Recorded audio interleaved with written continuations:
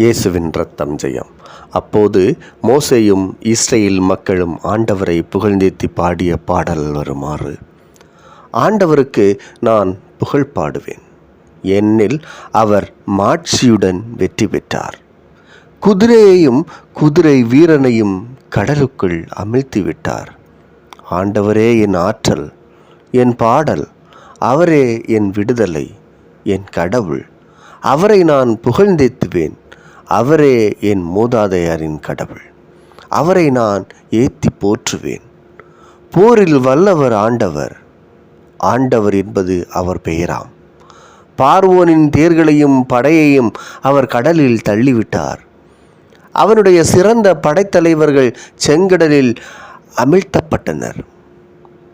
ஆழங்களில் அவர்கள் கல்லை போல் மூழ்கி போயினர்.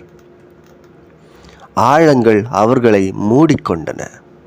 ஆண்டவரே, வலக்கை வலிமையில் மாண்புற்றது. ஆண்டவரே, உமது வலக்கை பகைவரை சிதறடிக்கின்றது. மாபெரும் ஆட்சியால் எதிரிகளை தகர்த்தெறிந்தீர். உமது சீற்றக்கனலை கக்கி தாளடி போல் அவர்களை எரித்துவிட்டீர். நாசியின் மூச்சால் நீர்த்திரள்கள் குவிந்தன. பேரலைகள் சுவரென நின்றன. கடல் நடுவில் ஆழங்கள் உறைந்து போயின. எதிரி சொன்னான், துரத்தி செல்வேன், முன் சென்று மடக்குவேன், கொள்ளை பொருளை பங்கிடுவேன். என் மனம் இதனால் நிறைவு கொள்ளும். என் வாளை உருவுவேன், என் கை அவர்களை அழிக்கும். நீரோ உமது காற்றை வீச செய்தீர். கடல் அவர்களை மூடிக்கொண்டது. ஆற்றல் மிகு நீர்த்திரளில் அவர்கள் ஈயம்போல் அமிழ்ந்தனர். ஆண்டவரே, தெய்வங்களுள் உமக்கு நிகரானவர் எவர்? தூய்மையில் மேலோங்கியவர், அஞ்சத்தக்கவர், புகழ்ச்சிக்குரியவர், அருஞ்செயலாற்றுபவர் ஆகிய உமக்கு நிகர் யார்? நீர் உமது வலக்கையை நீட்டினீர். நிலம் அவர்களை விழுங்கிவிட்டது. நீர் மீட்டுக்கொண்ட மக்களை பேரருளால் வழிநடத்தி சென்றீர். ஆற்றலால் அவர்களை புனித உறைவிடம் நோக்கி வழிநடத்தி சென்றீர். இதை கேள்வியுற்ற மக்களினங்கள் அனைவரும் கதிகலங்கினர். பெலிஸ்தியாவில் குடியிருப்போரை நடுக்கமாட்கொண்டது. ஏதோம் தலைவர்கள் அச்சமுற்றனர். மோவாபு தலைவர்களும் நடுநடுங்கினர். கானானில் குடியிருப்போர் நிலை குலைந்தனர். அச்சமும் திகிலும் அவர்களை ஆட்கொண்டன. ஆண்டவரே, மக்கள் கடந்து செல்லும் வரை, அதாவது நீர் உடமையாக்கி கொண்ட மக்கள் கடந்து செல்லும் வரை கைவன்மை கண்டு அவர்கள் கல் போன்று மலைத்து நின்றனர். ஆண்டவரே, எம் தலைவரை நீர் ஏற்படுத்திய உமது உறைவிடமும் கைகள் உருவாக்கிய திருத்தலமும் அமைந்துள்ள உரிமை சொத்தான மலைக்கு அவர்களை கொண்டு சென்று நிலைநாட்டினீர். ஆண்டவர் என்றென்றும் அரசாழ்வார்.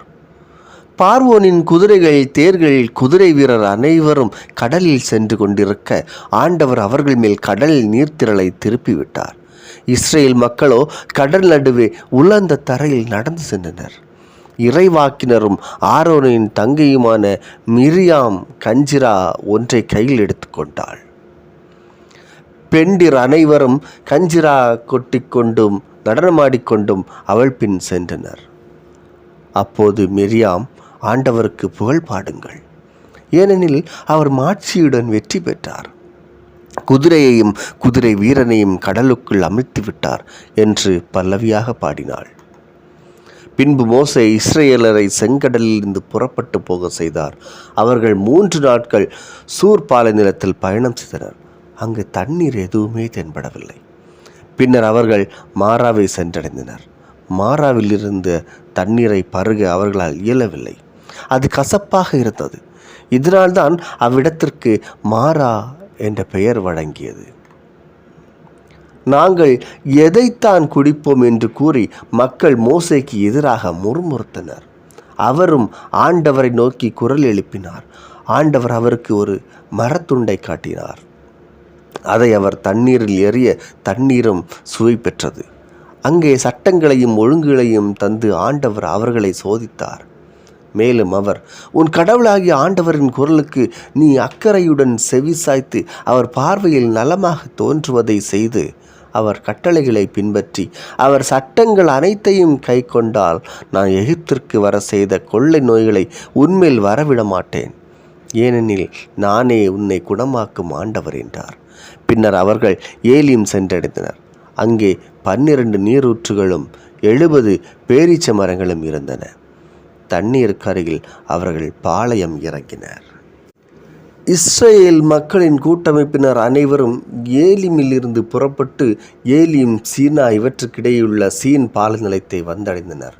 இவர்கள் எகிப்து நாட்டினின்று வெளியேறி வந்த 2ஆம் மாதம் 15ஆம் நாள் அது. இஸ்ரேல் மக்கள் கூட்டமைப்பினர் அனைவரும் அந்த பாலைநிலத்தில் மோசேக்கும் ஆரோனுக்கும் எதிராக முறுமுறுத்தனர். இஸ்ரேல் மக்கள் அவர்களை நோக்கி, இறைச்சி பாத்திரத்தின் அருகில் அமர்ந்து அப்பம் உண்டு நிறைவடைந்து எகிப்து நாட்டிலேயே ஆண்டவர் கையால் நாங்கள் இறந்திருந்தால் எத்துணை நலமாயிருந்திருக்கும். ஆனால் இந்த சபையினர் அனைவரும் பசியால் மாண்டு போகவா இப்பாலை நிலத்திற்குள் நீங்கள் எங்களை கூட்டிக் கொண்டு வந்திருக்கிறீர்கள் என்றனர். அப்போது ஆண்டவர் மோசேயை நோக்கி, இதோ பார், நான் உங்களுக்காக வானத்திலிருந்து அப்பத்தை பொழியப் போகிறேன். மக்கள் வெளியே போய் தேவையானதை அன்றன்று சேகரித்து கொள்ள வேண்டும். என் கட்டளைப்படி நடப்பார்களா இல்லையா என்பதை நான் இவ்வாறு சோதித்தறியப் போகிறேன். ஆனால் 6ஆம் நாளில் நாள்தோறும் அவர்கள் சேகரித்து வைத்ததை விட 2 மடங்கு சேகரித்து தயாரித்து வைத்து கொள்ள வேண்டும் என்றார். மோசேயும் ஆரோனும் இஸ்ரேல் மக்கள் அனைவரையும் நோக்கி, நீங்கள் எகிப்திற்கு நாட்டினின்று உங்களை வெளியேற செய்தவர் ஆண்டவர் தாமே என்பதை இன்று மாலையில் உணர்ந்து கொள்ளப் போகிறீர்கள். காலையில் நீங்கள் ஆண்டவரின் மாட்சியை காண்பீர்கள். ஏனெனில் ஆண்டவருக்கு எதிரான உங்கள் முறையீடுகளை அவர் கேட்டுள்ளார். இவ்வாறு இருக்க எங்களை எதிர்த்து நீங்கள் முறுமுறுக்க நாங்கள் யார் என்றனர். பின் மோசே ஆண்டவருக்கு எதிராக நீங்கள் முறுமுறுக்கும் முறையீடுகளை அவர் கேட்டதால் தான் உண்பதற்கு மாலையில் இறைச்சியையும் நிறைவடைவதற்கு காலையில் அப்பத்தையும் ஆண்டவர் உங்களுக்கு தருகிறார். அப்படி இருக்க நாங்கள் யார்? உங்கள் முறுமுறுப்புகள் எங்களுக்கு எதிரானவை அல்ல, ஆண்டவருக்கு எதிரானவை என்றார். மோசே ஆரோனிடம், நீர் இஸ்ரேல் மக்கள் கூட்டமைப்பு முழுவதையும் நோக்கி ஆண்டவர் திருமுன் அணுகி செல்லுங்கள், ஏனெனில் அவர் உங்கள் முறுமுறுப்புகளை கேட்டுள்ளார் என்று சொல்லும் என்றார். அவ்வாறே ஆரோனும் இஸ்ரேல் மக்கள் கூட்டமைப்பு முழுவதையும் நோக்கி பேசிக்கொண்டிருக்கையில் அவர்கள் பாலை நிலப்பக்கமாய் திரும்பினார்கள். அப்போது ஆண்டவரின் மாட்சி மேகத்தில் தோன்றியது. ஆண்டவர் மோசேயை நோக்கி, இஸ்ரேல் மக்களின் முறையீடுகளை நான் கேட்டுள்ளேன். நீ அவர்களிடம், மாலையில் நீங்கள் இறைச்சி உண்ணலாம், காலையில் அப்பம் உண்டு நிறைவடையலாம். நானே உங்கள் கடவுளாகிய ஆண்டவர் என்பதை இதனால் நீங்கள் உணர்ந்து கொள்வீர்கள் என்று சொல் என்றார். மாலையில் காடைகள் பறந்து வந்து கூடாரங்களை மூடிக்கொண்டன. காலையில் பனிப்படலம் கூடாரத்தை சுற்றி படிந்திருந்தது. பனிப்படலம் மறைந்தபோது பாலை நிலப்பரப்பின் மேல் மென்மையான தட்டையான மெல்லிய உறைபனி போன்றிய சிறிய பொருள் காணப்பட்டது. இஸ்ரேல் மக்கள் அதை பார்த்துவிட்டு ஒருவரை ஒருவர் நோக்கி மன்னா என்றனர். ஏனெனில் அது என்ன என்று அவர்களுக்கு தெரியவில்லை. அப்போது மோசே அவர்களை நோக்கி, ஆண்டவர் உங்களுக்கு உணவாக தந்த அப்பம் இதுவே. மேலும் ஆண்டவர் இட்ட கட்டளையாவது, உங்களில் ஒவ்வொருவனும் தான் உண்ணும் அளவுக்கு இது நின்று சேகரித்து கொள்வானாக. அதாவது தலைக்கு 2 படி வீதம் அவரவர் கூடாரத்தில் உள்ள ஆட்களின் எண்ணிக்கைக்கு ஏற்ப நீங்கள் எடுத்துக்கொள்ளுங்கள் என்றார். இஸ்ரேல் மக்களும் அவ்வாறே சேகரிக்கையில் மிகுதியான சேகரித்தவரும் உண்டு, குறைவாக சேகரித்தவரும் உண்டு. ஆனால் 2 படி அளவீட்டில் அதனை அளந்து பார்த்தபோது மிகுதியாக சேகரித்தவருக்கு எதுவும் மிஞ்சவில்லை, குறைவாக சேகரித்தவருக்கும் எதுவும் குறைபடவும் இல்லை. ஒவ்வொருவரும் தாம் உண்ணும் அளவுக்கே சேகரித்திருந்தனர். மோசே அவர்களை பார்த்து, இதில் யாருமே எதையும் காலை வரை மீதி வைக்கக்கூடாது என்றார். ஆயினும் மோசேக்கு கீழ்ப்படியாமல் ஒரு சிலர் காலை வரை அதில் மீதி வைத்தனர். அது புழு வைத்து நாற்றம் எடுத்தது. மோசே அவர்கள் மேல் சினம் கொண்டார். மக்கள் தாம் உண்ணும் அளவிற்கேற்ப காலைதோறும் அதனை சேகரித்தார்கள். ஏனெனில் வெயில் ஏற ஏற அது உருகிவிடும். ஆனால் 6ஆம் நாளில் அப்பத்தை இரட்டிப்பாக, அதாவது தலைக்கு 4 படி வீதம் சேகரித்து கொண்டனர். கூட்டமைப்பின் தலைவர்கள் அனைவரும் மோசேயிடம் வந்து இது பற்றி அறிவித்தனர். அப்போது அவர் அவர்களை நோக்கி, கடவுள் அறிவித்தபடி நாளை தினம் ஓய்வு நாள், ஆண்டவரின் புனிதமான சாபத்து. எனவே நீங்கள் சுட்டு வைத்துக்கொள்ள வேண்டியதை சுட்டு வைத்துக் கொள்ளுங்கள், வேக வைக்க வேண்டியதை வேக வைத்துக் கொள்ளுங்கள், எஞ்சியிருப்பவை அனைத்தையும் நாளை காலை மட்டும் உங்களுக்காக வைத்துக் கொள்ளுங்கள் என்றார். மோசே கட்டளையிட்டபடி அவர்கள் அதனை காலை வரை வைத்திருந்த போது அதில் நாற்றம் வீசவும் இல்லை, புழு வைக்கவும் இல்லை. மோசே அவர்களிடம், இன்று நீங்கள் அதனை உண்ணுங்கள், இன்று ஆண்டவரின் ஓய்வு நாள், எனவே இன்று அதனை வெளியில் காண முடியாது. 6 நாட்கள் நீங்கள் அதனை சேகரிக்கலாம், ஆனால் 7ஆம் நாளாகிய ஓய்வு நாளில் ஒன்றும் கிடைக்காது என்று அறிவித்தார். ஆயினும் 7ஆம் நாளில் மக்கள் சிலர் உணவு சேகரிப்பதற்காக வெளியில் சென்றனர், ஆனால் எதையும் காணவில்லை. ஆண்டவர் மோசேயை நோக்கி, எவ்வளவு காலம் என் கட்டளைகளையும் சட்டங்களையும் கடைபிடிக்காதிருப்பீர்கள்? கவனியுங்கள், ஆண்டவர் ஓய்வு நாளை உங்களுக்கு அளித்துள்ளார். அதனால் 6ஆம் நாளிலே 2 நாட்களுக்குரிய உணவையும் உங்களுக்கு அளிக்கிறார். எனவே ஒவ்வொருவரும் தம் தம் உறைவிடத்தில் தங்கிவிட வேண்டும். 7ஆம் நாளில் தம் தம் இடத்திலிருந்து எவரும் வெளியில் செல்லலாகாது என்றார். ஆகவே மக்கள் 7ஆம் நாளில் ஓய்ந்திருந்தனர்.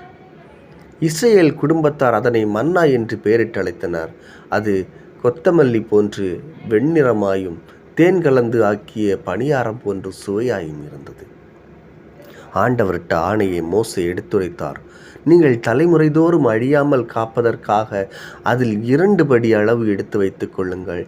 இவ்வாறாக நான் உங்களை எகிப்து நாட்டினின்று வெளியேற செய்தபோது பாலை நிலத்தில் உங்களுக்கு தந்த உணவை இதன் மூலம் அவர்கள் கண்டுகொள்வர். பின்பு மோசே ஆரோனை நோக்கி, நீர் ஒரு கலசத்தை எடுத்து அதில் 2 படி அளவு மன்னாவை எடுத்து வையும், தலைமுறைதோறும் அழியாமல் காக்குமாறு அதனை ஆண்டவர் திருமுன் எடுத்து வையும் என்றார். ஆண்டவர் மோசேக்கு கட்டளையிட்டபடி ஆரோன் அதனை உடன்படிக்கை பேழையில் பாதுகாப்பாக வைத்தார். இஸ்ரேல் மக்கள் 40 ஆண்டளவாக குடியேற வேண்டிய நாட்டினை சென்றடையும் வரை மன்னா உண்டனர். கானான் நாட்டு எல்லைக்குள் புகும் வரை அவர்கள் மன்னா உண்டு வந்தனர். 2 படி என்பது ஏப்பா என்பதின் 10ல் 1 பங்கு ஆகும்.